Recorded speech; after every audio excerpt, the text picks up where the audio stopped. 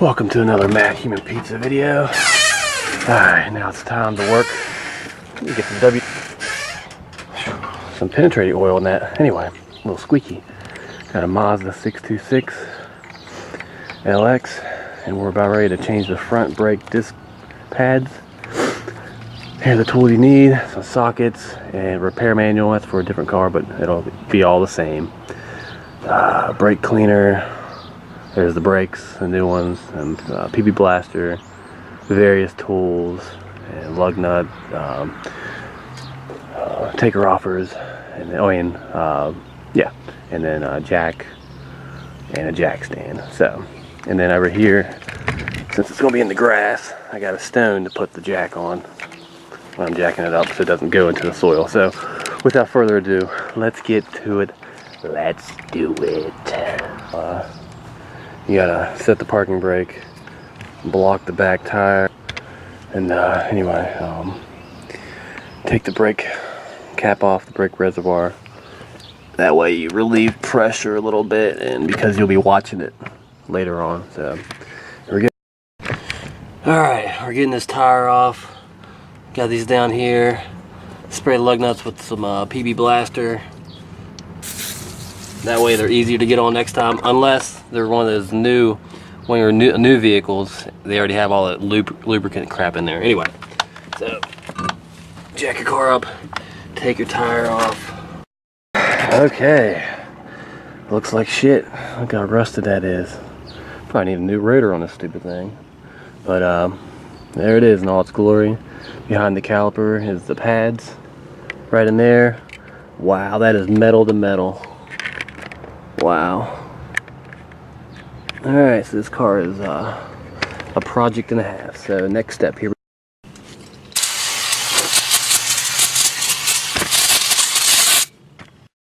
Okay, get an L wrench and back here, shove it in there, and then boom, I'm going to use a hammer and knock it down. And I'll loosen it. I'll be gentle.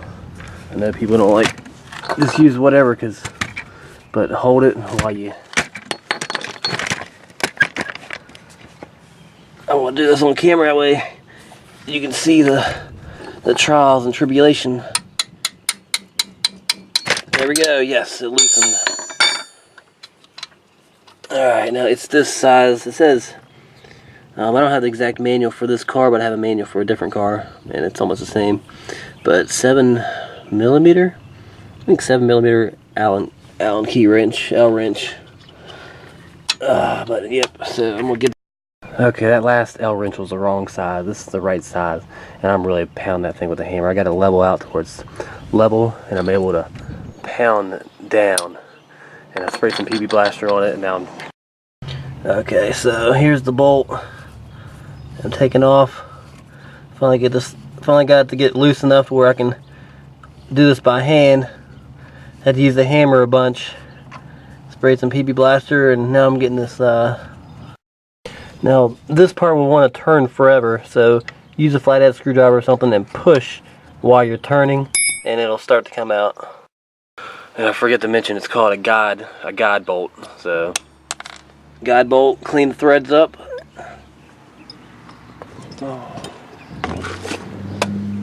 Clean the threads up with the wire brush. Yeah. Okay, you're gonna need something to hold this up. I'm gonna use a tripod, but to get it loose, to hold the caliper up. Alright, there we go. I need to hold this up, and don't bend it too much because it bends the brake line. As you can see, there's the brake line, the rubber hose. And this model is weird, not weird, but kind of a bad design. The way that hose bends like that. I've seen better designs, but anyway, it works. But now I'm going to take the camera off and hold this up by the tripod because it's cool and it's a perfect height.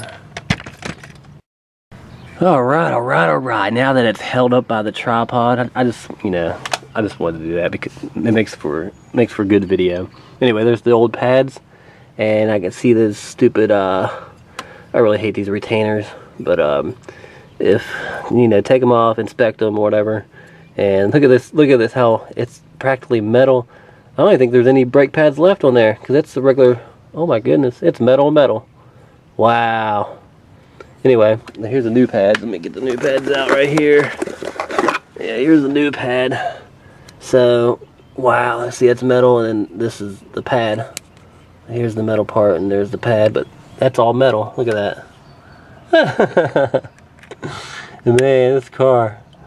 Anyway. Alright, so we're going to remove those and put the new ones in.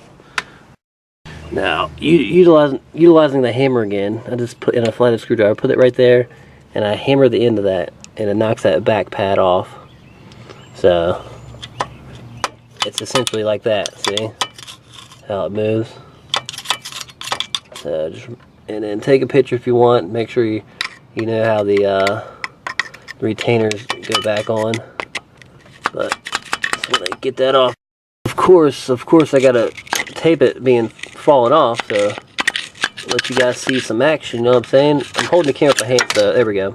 So sorry about it if it's shaky. And I hate doing the YouTube drunk mode where you fix the shakiness, and it's like this. The whole video is like this. Because it cancels out the shakiness through the algorithms and stuff. Anyway, it's got one pad off. Time to get the next one off. This one has the that part in the back, so that's very important when you're putting it back on. See, as it's stuck out the bottom part that way. So on the back, there was a little bit of pad left, as you can see, a little bit of pad, but not much at all. Okay, winner chicken dinner. This one has that metal retaining thing on the back of it in the same spot as this one. So this is the right pad to replace that with. I'm going to spray with some cleaner and put that on there, and we'll be good to go. And I'll show you what the, also lube inside here. Lube the that pin up. We'll lube this up with some grease. Alright, lunch break, but before that, well, after that, you use a C-clamp to depress that piston bore inside there. Got the new ones on. Depress those so you're able to get the caliper back on. And watch your fluid level. It shouldn't be too bad until I get to the second tire, second brake over there. That's when it starts going up. That's when you got to take the fluid out as you're depressing the piston. Okay, slide that back. Once you depress the piston, slide that down. And I got a video on doing this on the Equinox, so it's a more thorough job. This one I was just, you know, gotta get a video in. And that pushed it up above the filter inside the brake fluid reservoir. So this next one, always do them in pairs. We're doing disc pads right now. So I'm gonna get to that step of depressing the piston. I'm gonna have to suck some brake fluid out, and then when I'm done, put it back in. And just make sure the brake fluid, doesn't go below down here into the master cylinder, because that'd be, people always say it's really bad. Never had it happen, but I don't want to know. So anyway, I'm going to do that, and I'm just going to conclude the video right now, but I'm going to do the other brake. Well, no, I won't.